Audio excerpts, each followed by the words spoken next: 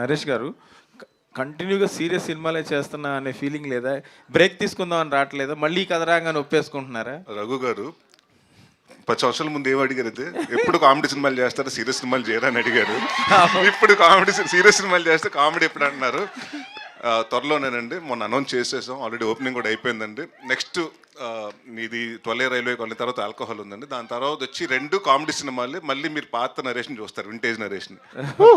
ఇది నా సామిరంగా సినిమా టైంలో కమిట్ అయ్యారా కంటిన్యూషన్? ఇప్పుడు తర్వాత ఈ కథ విన్నారా? అప్పుడే విన్నారా చిట్టూరు గారితో కంటిన్యూషన్ గురించి? లేదండి, అప్పుడు ఆ రోజు చెప్పాను కదండి, సక్సెస్ అయిన మీట్ తర్వాత అన్నపూర్ణ నుంచి కిందకు దిగుతుంటే మెట్లు దగ్గర వచ్చి కార్ పార్కింగ్లో మాట్లాడితే, అప్పుడు అంటే ఆయనతో నాకు కంఫర్ట్ ఉందండి, నా వర్కింగ్ స్టైల్ ఆయనకు నచ్చింది, ఆయన వర్కింగ్ స్టైల్ నాకు నచ్చింది. సో మళ్ళీ ఇంకో సినిమా చేద్దామని చెప్పారండి. అక్కడి నుంచి కథలు వింటున్నామండి. మేము ఆల్మోస్ట్ ఒక 6 నెలలు 7 నెలలు చాలా కథలు అండి. ఆయన 10-15 కథలు వినుంటాను, నేను 15 కథలు వినుంటాను.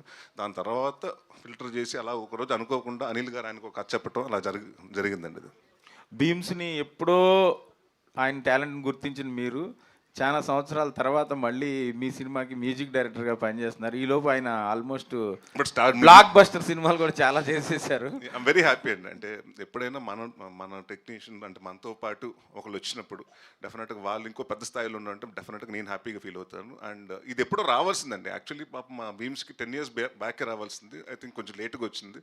బట్ వచ్చింది కూడా చాలా సాలిడ్గా పెద్ద హిట్లతో వచ్చారు. అండ్ ఐ థింక్ ఆయన బిజీ అయిపోయాడు కాబట్టి ఆయన నా సినిమాల ప్రాజెక్టులు టైం ఇవ్వట్లేదు.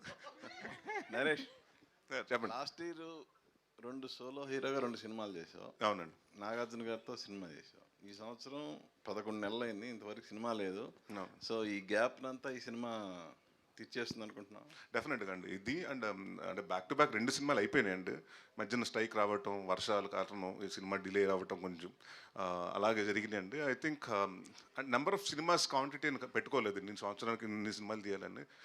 కరెక్ట్ టైం అండ్ మనకు రిలీజ్ డేట్ కూడా కుదరాలి కదండి. అంటే it has to be like మనకు కొంచెం మంచి రిలీజ్ డేట్, సోలో విండో దొరికితే కొంత మనకి అంటే వేరే పెద్ద సినిమా కాంపిటీషన్ అయినప్పుడు చేద్దామని ఫస్ట్ నుంచి నేను చిట్టూరు గారు అనుకున్నామండి. సో ఆ డేట్ కోసం మేము వెయిట్ చేస్తున్నామండి, మంచి డేట్ కోసం. అనిల్ గారు, హాయ్ సార్. షో రన్నర్ అంటే ఇది యాక్చువల్గా ఓటీటీస్ వెబ్ సిరీస్ వీటికి విన్నాం షో రన్నర్ అని. ఫస్ట్ టైం ఒక మూవీకి షో రన్నర్ అని వేసుకుంటున్నారు, ఏంటి? అంటే ఏంటి అంటే స్పెషాలిటీ ఏం లేదు సార్. నేను బేసికల్గా ఆమె స్టోరీ టెల్లర్ అంతే. ఒక కథ చెప్పాలనుకుంటాను ఆడియన్కి. అది డైరెక్టర్ కావచ్చు, రైటర్ కావచ్చు. పర్యవేక్షణని కొంచెం ఇంగ్లీష్లో మార్చి షో రన్నర్ పెట్టుకున్నారు స్టైలిష్గా, అంతే. అలా కూడా అనుకోవచ్చు సార్. బట్ నేనేంటంటే ఆ డిఫరెన్సియేషన్ ఏం చూడలేదు. ఒక కథని ఆడియన్కి తీసుకెళ్ళాలి, అది రైటర్ కావచ్చు, డైరెక్టర్ కావచ్చు, షో రన్నర్ కావచ్చు, అలా అని ఎట్లా అన్నా తీసుకెళ్ళాలనిపించింది ఈ కథ, ఒక మంచి కథని, అంతే సార్. కామాక్షి గారు, high name myself Hemamali. First of all congratulations, చాలా ఇంట్రెస్టింగ్గా అనిపిస్తుంది. అంటే పొలిమేర చూసిన తర్వాత ఈ టైప్ ఆఫ్ కథలకి కామాక్షి గారు సూటబుల్ అని చెప్పేసి అనిపించింది. అయితే ఇందాక నరేష్ గారు మాట్లాడుతూ ఈవిడ చాలా ఆస్పెక్ట్స్లో ఉన్నారు, అసిస్టెంట్ డైరెక్టర్ అన్నీ చెప్పారు కదా. ఫస్ట్ కథ మీ దగ్గరికి వచ్చినప్పటికే నో అనిల్ గారు మీరు ఫ్రెండ్సే కాబట్టి మీకు ముందే కథ తెలిసి ఉండొచ్చు. అంటే ముందే మిమ్మల్ని హీరోయిన్ అని అనుకున్నారా, లేదంటే ఇంకెవరినన్నా అనుకుని, లేదు ఎవరు వర్కౌట్ అవ్వట్లేదు మనకి, లేదు విల్ గో విత్ యూ అని అనుకున్నారా? అంటే ఏం చెప్తారు? చాలా క్వశ్చన్స్ అడిగారు ఒక క్వశ్చన్లో. సో ఫస్ట్లీ కథ నా వరకు రావడం ఏం లేదండి. నాని అండ్ అనిల్ గారు 2020 నుంచి మా ట్రావెల్ ఉంది, ఇది 5 years almost. So stories sir almost ఈ 5 yearsలో 7 stories రాసుకున్నారు. ఆ 7 storiesలో నేను ఉన్నాను రైటింగ్ అండ్ ఏదైతే సెట్స్ మీదకి వచ్చిందో డైరెక్షన్ టీంలో. సో అనిల్ గారు వాజ్ స్టోరీ ఎప్పుడైతే ఫినిష్ అయిందో అల్లరి నరేష్ గారు ఓకే చేశారు స్క్రిప్ట్. చిట్టూరి గారికి the first name he proposed was my name. And Chitturi గారు ఆల్రెడీ యాజ్ అ పర్ఫార్మర్గా నా ఫిల్మ్ చూశారు, పొలిమేర, మీరందరూ కూడా చూశారు. So he was like why not. So అందుకే ఇందాక నేను చెప్పినప్పుడు this 4 pillars of the film వాళ్ళ వల్లే నేను ఈరోజు ఇక్కడ ఉన్నాను అని చెప్పింది. So I think I answered all your questions. Yes, all the very best అండి. నరేష్ గారు, సార్ ఇందాక మీరు చెప్తున్నప్పుడు చాలా లేయర్స్ నడుస్తూ ఉంటాయి సైమల్టేనియస్గా, కొంచెం కన్ఫ్యూజ్ కాకుండా ఉండుంటే అది క్లియర్గా ఉంటుంది అన్నట్టు మాట్లాడారు. అయితే నెరేషన్ ఇస్తున్నప్పుడు మీరు ఏమన్నా వింటున్నప్పుడు ఏమైనా కన్ఫ్యూజ్ అవ్వడం జరిగిందా సార్? లేదు, కన్ఫ్యూజన్ ఉండదు అంటున్నానండి. అంటే నెంబర్ ఆఫ్ ఇప్పుడు మీరు పొలిమేర చూసుకున్నా కూడా 3 కథలు జరుగుతుంటాయండి. అవును.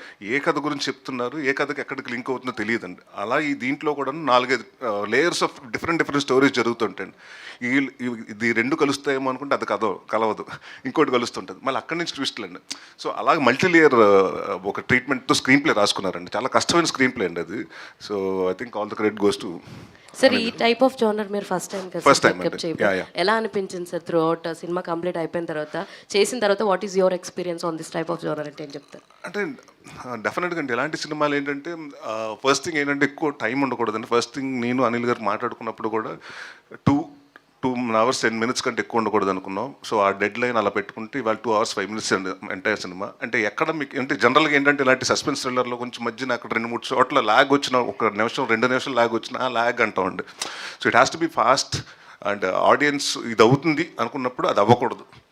So it has to be the opposite way. So I think that was a major challenge అండి. అంటే ఆయన నాకు నచ్చింది కూడా ఆయన కథ చెప్పినప్పుడు జనరల్గా నేను కూడా మనం ఏమనుకుంటాం, మనకి ఎన్ని సినిమాలు చేసాం, ఇన్ని సినిమాలు కథలు విన్నాం కాబట్టి ఇది అయ్యి ఉంటుంది అనుకుంటే అది కాకుండా ఇంకోటి ఉంటే ఇది కాదా అంటే చిన్న క్యూరియాసిటీ ఉంటుంది కదండి. నేను అసలు యాక్టర్గా నాకు కథ చెప్తున్నప్పుడు నాకు క్యూరియాసిటీ ఉందండి. డెఫినెట్గా ట్రాన్స్లేట్ అయిందండి. And will definitely talk about screen play and I think ఈ సినిమా గురించి హిట్ అన్ని తర్వాత డెఫినెట్గా పెద్ద హిట్ అవుతుందండి. బట్ బయటకు వచ్చిన తర్వాత అసలు కాంప్లికేటెడ్ స్క్రీన్ ప్లే రాయటం అన్నది డెఫినెట్గా చాలామంది అనిల్ గారి దగ్గర కోర్స్ తీసుకుంటారు. మీరు క్లాసెస్ కూడా స్టార్ట్ చేయొచ్చండి, screen play classes. All the very best. Thank you. Bheems గారు కంగ్రాచులేషన్స్. యాక్చువల్లీ మిసాల బిల్ల 50 millions దాటిపోయింది. అవునా? నెక్స్ట్ మళ్ళీ దాని నుంచి ఏమన్నా అప్డేట్ ఏమన్నా? అన్న ఐడియా లేదు నాకు. యాక్చువల్లీ డే అండ్ నైట్ వర్క్స్లో ఉంటున్నా కదన్నా, అటువైపు నాకు ఐడియా లేదు యాక్చువల్లీ ఎప్పుడు ఏందనేది. ఇప్పుడు ఇందాక పాడారు ఈ సాంగ్స్, అవునా? ఎక్సలెంట్గా ఉన్నాయి. మళ్ళీ ఒక ఫోక్ సాంగ్స్ మీరు ఎప్పుడు మించి వచ్చేది కానీ ఈసారి డిఫరెంట్గా, అంటే ఆడియన్స్ రిసీవ్ ఎలా ఉంటుంది అనుకుంటున్నారు? 100% నచ్చుద్దని నమ్మకం ఉంటుంది నాకు. ఎందుకంటే బేసిక్గా నేను మెలడీ లవర్నే. సో మనకు కాలక్రమేణా అటువైపు కాకుండా ఇలా నుంచి పేరు వచ్చింది. సో ఇప్పుడు అన్ని వైపుల నుంచి పేరు వస్తుంది. రీచబిలిటీ ఇంకా బాగుంటుంది. సినిమా రిలీజ్ అయ్యాక దీని స్థాయి తీవ్రత ఇంకా గట్టిగా ఉంటుందండి. బికాస్ కథలో నుంచి వస్తుంది పాట, ఏదో సపరేట్గా రాదు. ఇప్పుడు వయ్యారి బ్లాక్బెర్రీ అంటే ఒక చిన్న కమర్షియల్ లేయర్ ఉంటుంది. బట్ ఈ పాట అలా కాదు, సినిమాలో నుంచి, కథలో నుంచి, పాత్రలో నుంచి పుడుతుందన్నమాట. సో అందుకే మనకు ఇప్పుడు వినేటప్పుడు బాగుంది పాట, భలే ఉంది పాట, అరే అనిపిస్తుంది. దాని తర్వాత ఇది చాలా బాగుంది పాట, ఇంకా వినాలని ఫీలింగ్ వస్తుంది.